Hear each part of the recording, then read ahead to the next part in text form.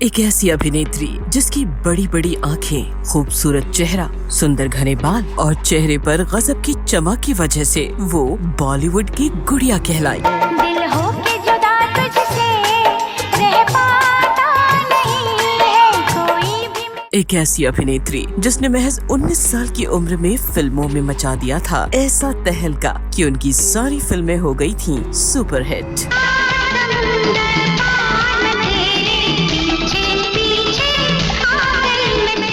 वो अभिनेत्री जिसके साथ डेब्यू करके शाहरुख खान बन गए थे बॉलीवुड के बादशाह।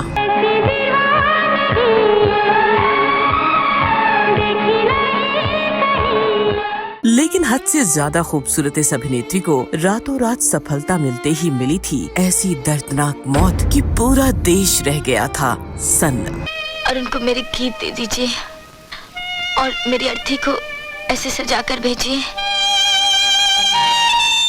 जैसे किसी सुहागन की अर्थी को विदा करते हैं। कौन था इस अभिनेत्री का दुश्मन और मरने के बाद ये अभिनेत्री वापस आकर देती थी किसके नाम की गवाही? आखिर क्या जानते हो तुम मेरे बारे में? सुन सकोगे? हिम्मत है? मेरा ख्याल छोड़ दो, मेरा एक अतीत है, एक माजी है, किसी की विधवा हूँ मैं। नमस्कार, आदाब। क्या आपने कभी ऐसी कहानी सुनी है जिसमें चमकदार सितारे की रोशनी सिर्फ कुछ सालों में बुझ जाए? एक ऐसी लड़की जो महज 19 साल की उम्र में सुपरस्टार बन गई और फिर एक दिन अचानक उसकी मौत की खबर से पूरा देश सदमे में चला गया। जी हाँ, हम बात कर रहे हैं बीते जमाने की हद से ज्यादा खूबसूरत, बेहद टैलेंटेड और युवा अभिनेत्री दिव्या भारती की, जो फिल्मी दुनिया में कदम रखते ही रातों रात ऐसी सफलता की ऊंचाइयों पर पहुँच गयी जहाँ इनको फिल्म में लाने के लिए कई डायरेक्टर इनके घर के सामने लाइन लगाकर खड़े रहते थे। लेकिन बेहद हुनरमंद अभिनेत्री के भाग में शोहरत के साथ लिखी थी मायूसी और बेहद दर्दनाक मौत, जिसकी वजह से ये अभागन अभिनेत्री बहुत ही कम दिन अपनी जिंदगी जी सकी। दिव्या भारती की जिंदगी में सब कुछ था, ग्लैमर, शोहरत, मोहब्बत और फिर अंत में एक रहस्यमयी मौत। वो मौत जो आज भी अपने पीछे कई सवाल छोड़ गई। हत्या, आत्महत्या या फिर हादसा? क्या थी इस अभिनेत्री की मौत के पीछे की असल वजह और मरने के बाद ये अभिनेत्री किसे दिखाई देती थी? आइए जानते हैं दिव्या भारती की जिंदगी की वो आखिरी रात और उससे पहले का पूरा सफर। नमस्कार, आदाब। आप सभी का स्वागत है बॉलीवुड सिने बायोग्राफी के इस एपिसोड में।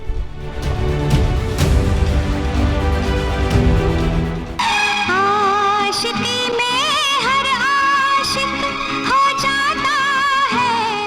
दिव्या भारती का जन्म 25 फरवरी 1974 को मुंबई में ओम प्रकाश भारती और मीता भारती के घर पर हुआ था। दिव्या का एक भाई कुणाल और एक सौतेली बहन पूनम थी। पूनम पिता की पहली पत्नी से जन्मी थी। दिव्या बचपन से ही इतनी चुलबुली थी कि सभी बच्चों में अलग नजर आती थी। उनके पिता ओम प्रकाश भारती बीमा कंपनी में काम करते थे और माँ एक हाउसवाइफ थी। मुंबई में रहने वाली Divya Manockjee Cooper trust school में पढ़ाई कर रही थी, जहाँ उनके बैच में फरहान अख्तर और शर्मन जोशी भी थे। लेकिन दिव्या की पढ़ाई में दिलचस्पी नहीं थी। दिव्या ने सिर्फ 9वीं क्लास तक पढ़ाई की थी। एक इंटरव्यू में उनकी माँ ने बताया था कि पढ़ाई में उनका बिल्कुल भी मन नहीं लगता था और जब वो उसे पढ़ाती थी, लेकिन वो आईने के सामने फिल्म हिम्मत वाला के स्टेप्स कर रही होती थी। जितेंद्र उसके फेवरेट हीरो थे और वो उनकी ही तरह बनना चाहती थी। शी वॉज ज़ीरो इन पढ़ाई।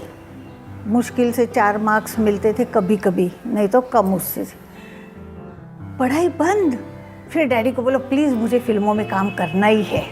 छोटी सी उम्र से ही उनमें कुछ खास था। मासूम चेहरा, चमकती आंखें और एक ऐसी प्यारी मुस्कान जो सीधे दिल में उतर जाए। उनकी खूबसूरती का आलम ये था कि जो भी उन्हें देखता वो बस देखता रह जाता। वो बिल्कुल गुड़िया जैसी दिखती थी। एक बार तो रियल में एक शख्स ने उन्हें गुड़िया समझ लिया था। दरअसल एक बार उनकी माँ ने दिव्या को कार के बोनट पर बिठा दिया और कार में सामान रखने लगी। तभी बगल से गुजरे एक आदमी ने पूछा कि उन्होंने बोनट पर बैठी गुड़िया कहाँ से ली है। तब उनकी माँ ने हंसते हुए जवाब दिया कि वो गुड़िया नहीं बल्कि उनकी बेटी दिव्या है। उनकी खूबसूरती की वजह से 14 से 15 साल की उम्र में ही लोगों की नजरें उन पर पड़ने लगी। जब दिव्या स्कूल में थी तभी फिल्मों के ऑफर्स आने लगे। 1988 में जब दिव्या 14 साल की थी तो उन्हें फिल्म मेकर नंदू तोलानी ने फिल्म गुनाहों के देवता ऑफर की थी। इस फिल्म से वो फिल्मों में एंट्री लेने वाली थी, लेकिन उनके पिता ने उम्र का हवाला देकर मना कर दिया। बाद में उनकी जगह संगीता बिजलानी को कास्ट किया गया। इसके बाद तो कुछ ही दिन बीते थे और एक दिन वीडियो लाइब्रेरी में गोविंदा के भाई कीर्ति कुमार की नजर दिव्या भारती पर पड़ी। दिव्या को देखते ही उनकी खूबसूरती पर वो मोहित हो गए। फिर कीर्ति कुमार ने उन्हें फिल्म राधा का संगम में गोविंदा के साथ कास्ट करने का मन बना लिया। पढ़ाई से छुटकारा पाने के लिए दिव्या ने परिवार को मनाया और फिल्म साइन भी कर ली। इसके लिए उन्होंने महीनों तक डांस और एक्टिंग क्लासेस भी ली, लेकिन आखिरी समय में उनकी जगह जूही चावला को साइन किया गया। फिल्म से उन्हें निकाले जाने पर कई तरह के कयास लगाए गए। कुछ का कहना था कि फिल्म के डायरेक्टर एक न्यू कमर पर रिस्क नहीं लेना चाहते थे। कुछ का ये भी कहना था कि दिव्या और गोविंदा का अफेयर शुरू हो गया था और ये बात कीर्ति कुमार को कतई पसंद नहीं आई। साल 1990 में डी रामानायडू अपने बेटे वेंकटेश को लेकर फिल्म बोबली राजा बना रहे थे। यही वो फिल्म थी जिससे दुनिया ने दिव्या भारती को जाना। ये एक हिट फिल्म थी और आज भी तेलुगु की सबसे आइकॉनिक फिल्मों में से एक है। इस फिल्म के 3.5 करोड़ टिकट बिके थे। इसके बाद दिव्या भारती कई बेहतरीन फिल्मों में नजर आई।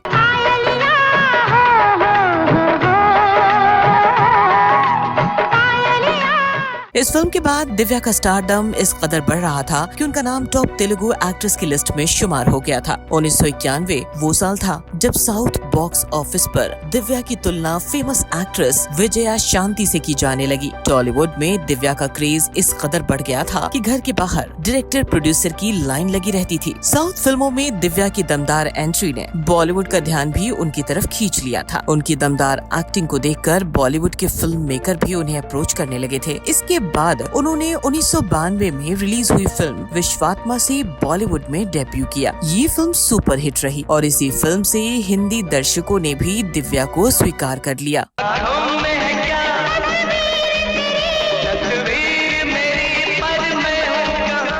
इस फिल्म के रिलीज के एक हफ्ते बाद ही दिव्या की दूसरी फिल्म दिल का क्या कसूर रिलीज हुई। हालांकि ये फिल्म फ्लॉप रही, लेकिन इसी साल दिव्या डेविड धवन की फिल्म शोला और शबनम में गोविंदा के साथ नजर आई। ये दिव्या की पहली बड़ी हिट फिल्म थी। इसके बाद 1992 में ही दिव्या फिल्म दीवाना, जान से प्यारा, दिल आशना है, बलवान, दिल ही तो है, दुश्मन जमाना और गीत जैसी 10 फिल्मों में नजर आई।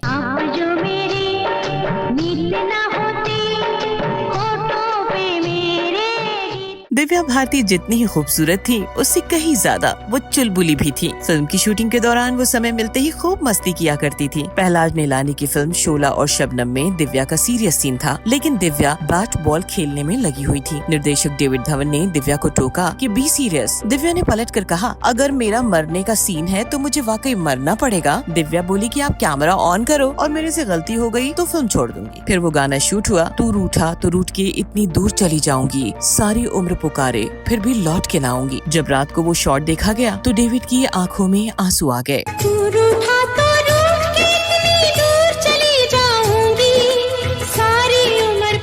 दिव्या की लाइफ उड़ान भर चुकी थी। वो युवा थी और एक के बाद एक हिट फिल्में देती जा रही थी। हर अभिनेता उनके साथ फिल्म करना चाहते थे। साल 1992 में उन्होंने जो रिकॉर्ड बनाया वो आज तक कोई अभिनेत्री तोड़ नहीं पाई। उस साल दिव्या भारती ने 12 फिल्मों में काम किया था। एक साल में इतनी फिल्मों में काम करना एक रिकॉर्ड था जो आज भी कायम है।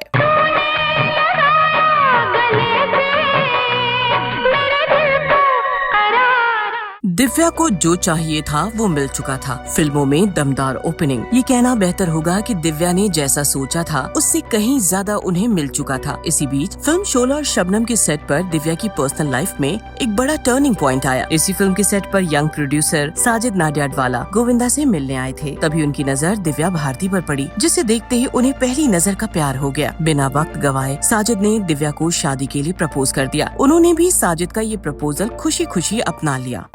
मुझे प्यार हुआ तो नहीं है, कहीं मुझे। दिव्या को डर था कि उनके पेरेंट्स इस रिश्ते के लिए कभी हामी नहीं भरेंगे। ऐसे में दोनों ने 10 मई 1992 को घर में ही कुछ दोस्तों की मौजूदगी में निकाह कर लिया। मुंबई की तुलसी बिल्डिंग में हुई इस शादी में सिर्फ दिव्या की हेयर ड्रेसर दोस्त संध्या का पति काजी शामिल हुए थे। साजिद से शादी करने से पहले दिव्या ने इस्लाम कबूल कर अपना नाम सना रख लिया। इस बात की जानकारी उन्होंने अपने फिल्मी करियर को ध्यान में रखते हुए छिपाए रखी। शादी के बाद भी वो फिल्में कर रही थी, लेकिन इंडस्ट्री में उन्हें लेकर बातें होने लगी थी। कुछ लोग कहने लगे कि साजिद की वजह से उनका करियर धीमा हो रहा है। कुछ का मानना था कि दिव्या किसी दबाव में है। इसी दौरान दिव्या अंदर से बदलने लगी थी। उनके मूड स्विंग्स, गुस्सा और अचानक चुप हो जाना सब ने नोटिस किया। क्या ये दुनिया रुक नहीं सकती ये दुनिया?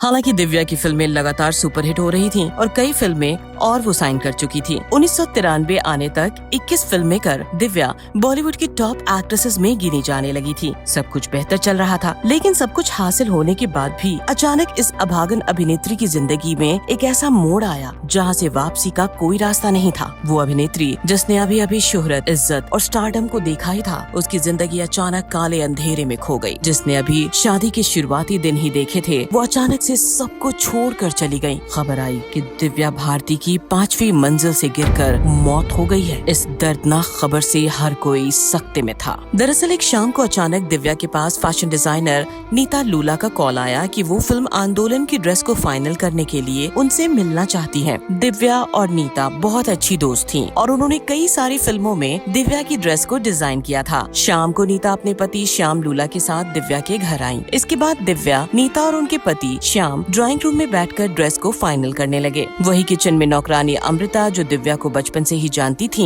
वो मेहमानों के लिए खाने का इंतजाम कर रही थी। उधर ड्राइंग रूम में बैठे तीनों शराब पी रहे थे। देखते ही देखते रात के 11 बज गए। तभी दिव्या उठकर किचन में गई और वहाँ पर 12 इंच की खिड़की पर बैठने की कोशिश करने लगी। तभी अचानक वो 5वीं मंजिल से गिर गई। वो जैसे ही गिरी, उनकी नौकरानी तेज तेज चिल्लाने लगी। तभी ड्राइंग रूम में बैठे नीता और श्याम भी भागकर नीचे गए। इसके बाद दिव्या को पास के कूपर हॉस्पिटल में ले जाया गया। अस्पताल ले जाते वक्त वो जिंदा थी, लेकिन वहाँ पहुँचने पर उन्हें मृत घोषित कर दिया गया। दिव्या की मौत की खबर पूरी फिल्म इंडस्ट्री में आग की तरह फैल गई। जहाँ कुछ लोग इसे सुसाइड बताने लगे, वहीं कुछ लोगों ने इसे मर्डर बताया। निधन के बाद इस मामले की पूरी जांच वर्सोवा पुलिस स्टेशन के अधिकारियों ने की। पोस्टमार्टम रिपोर्ट में ये दावा किया गया कि दिव्या की मौत महज एक एक्सीडेंट थी। उन्होंने बहुत ज्यादा शराब पी रखी थी, जिसकी वजह से वो खुद को संभाल नहीं पाई और खिड़की से गिर गयी। 7 अप्रैल 1993 को दिव्या का अंतिम संस्कार मुंबई के विले पार्ले में हुआ था। दिव्या की मौत हत्या थी या आत्महत्या, इस पर उनके माता पिता ने